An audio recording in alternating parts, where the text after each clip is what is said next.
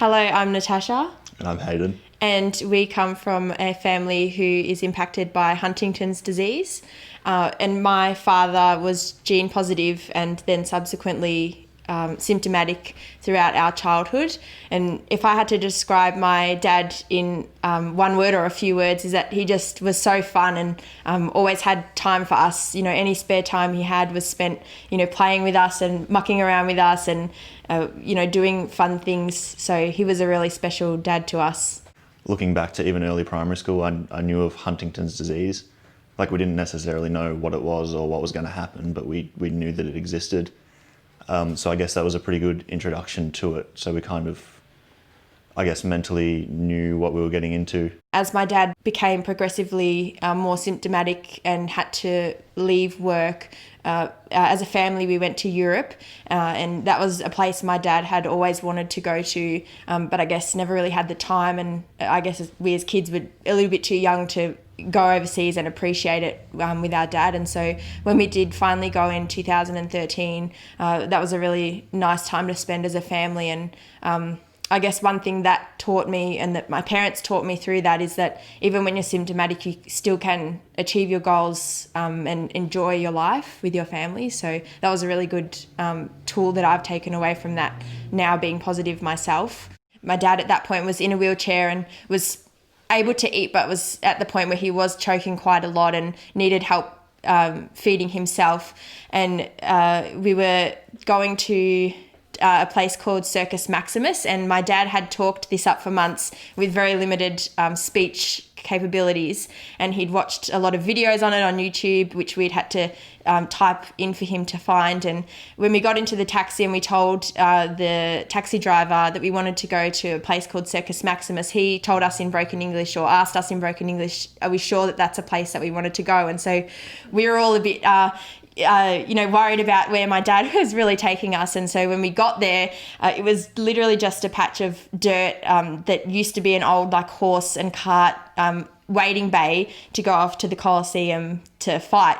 And so my dad, we all got there and we were laughing, and my dad, it was just in awe of the place, because in his head he could just picture, yeah, he was in his element, because he could just picture exactly what it would have been like so many years ago. And for us, we just weren't able to make that connection, but for him it was really like a life goal that he had achieved, and we all watched him achieve as well. So that was really cool. And I think, with the Circus Maximus thing, a lot of people, they would have gotten there and thought, this is stupid, let's leave. But then for us, we were like, okay, let's wheel Dad all the way down onto the grass and onto this dirt patch and get him up for a photo, because it's what he wanted. And I think that was sort of just our attitude towards everything with Dad, I guess. There were a couple of challenges, but I think for us, for me personally at least, it was just normal. So I guess when he got to the point where he needed a wheelchair, it was more so we were just happy that we had the access to a wheelchair, so that life was easier for him and life was easier for us. So I guess they were challenges in a sense, but we sort of just looked at it as it's just how he's progressing, and we were looking at what we did have and what was available to us to make it easier and to make the things better.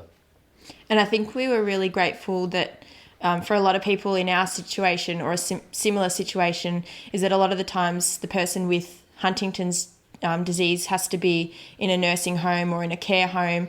And so for us, us kids didn't really make it possible, but between Mum and Dad, they set themselves up so that we could continue living as a family right up until my dad passed away in his home. And so that was really nice to have that normalcy and being able to be together as a family right until the end.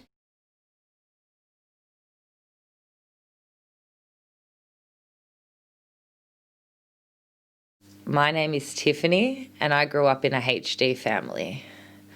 My mum has Huntington's disease, and I have been tested positive to HD. I grew up in a family with just my mum, me, and my brother and sister. I first found out about Huntington's when I was in grade 3. My mum told us that she had been diagnosed with Huntington's and explained it a bit to us.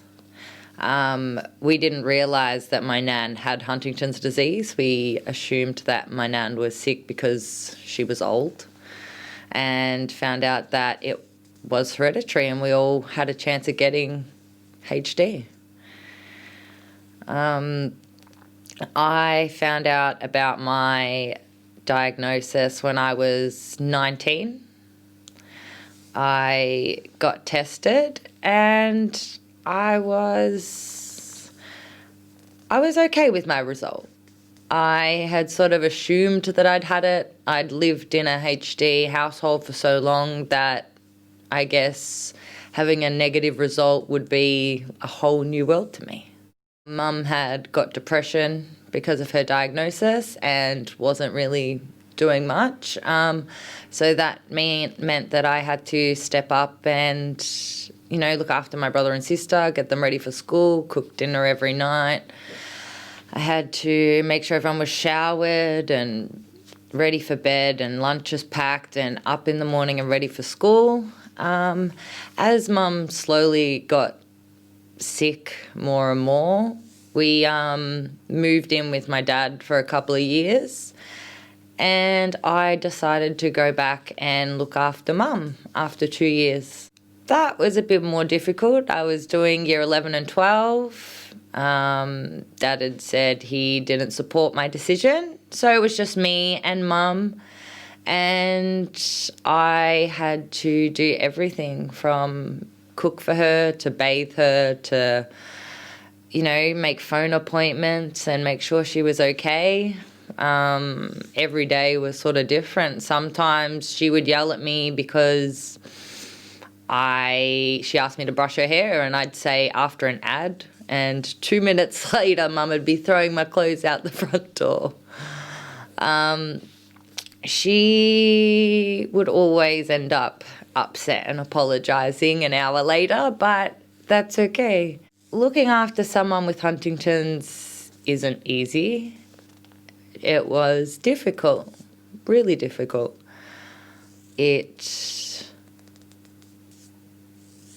is time-consuming and tiring, and it's like looking after a child when you haven't had a child. There's mood swings and attitude and not understanding, and I did it because I know that my mum would do the same thing for me, but that didn't make it any easier. Like, I loved her and I know she loved me, and every second of every day she was thinking about me, whether it was buying me Tim Tams or something, but the bad parts were bad. There was no downtime to break it up and relax. It was just 24/7. From the second I wanted a time just to have a break, there was banging and smashing on my door to make her a Milo or anything. During the day, Mum would ask me to do the dishes and ask me to cook, but I didn't understand why Mum couldn't do it herself. I was told she was sick, but I was looking at Mum and she was perfectly fine. So at a young age, there was a lot of resentment and not understanding what was going on. I guess I had the help of my brother and sister a lot. We were inseparable and really naughty. I don't know how Mum dealt with us, but as much as she didn't do anything, she gave it her all. She was always taking us to the zoo and the aquarium and everything else. Always doing activities with us. As for everything to do with every day, she didn't do it. And that was a struggle for her. And as much as I'd love to say that it was really easy for me to pick up the slack, it wasn't. It was hard, and I was tired, and I would yell and scream and not understand anything. I think not having support was the biggest thing. And because Mum was still at a point where she could do like appointments and things for herself, there was a lot hidden from us around Huntington's and Mum's appointments with Huntington's and stuff like that.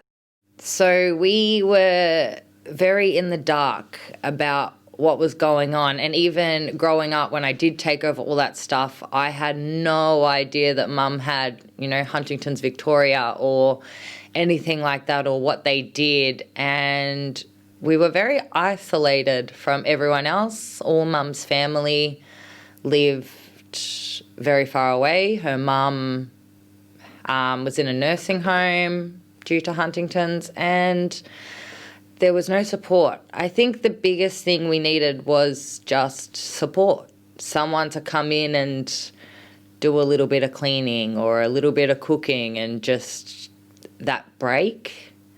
As I got older, we did get care. As I got older and understood more about, social workers and that there is help out there, we did have carers come in and, make Mum's breakfast while I slept an extra hour, or make Mum's dinner while I got homework done.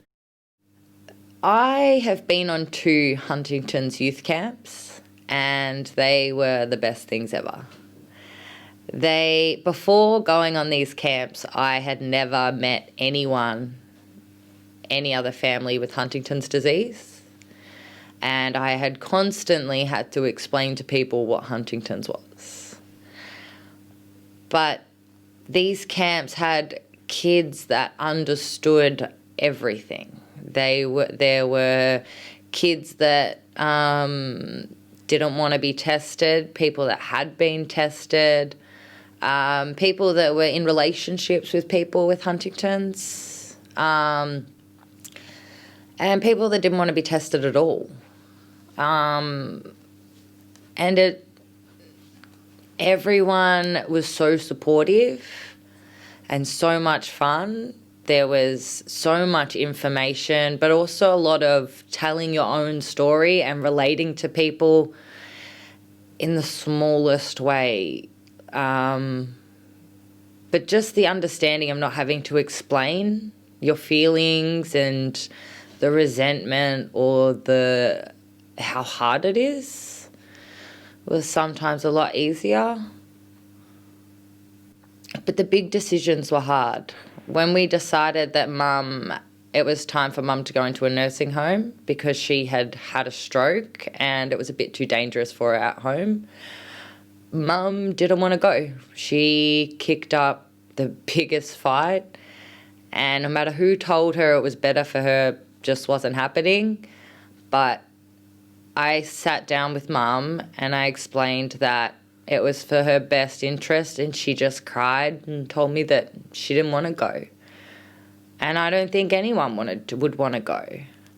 My mum would have been only maybe about 43, and nobody wants to be taken away from their home and be told that they can't do things on their own at that age. But I had to reason with her, and I had to explain that it was in her best interest, and that we would still be there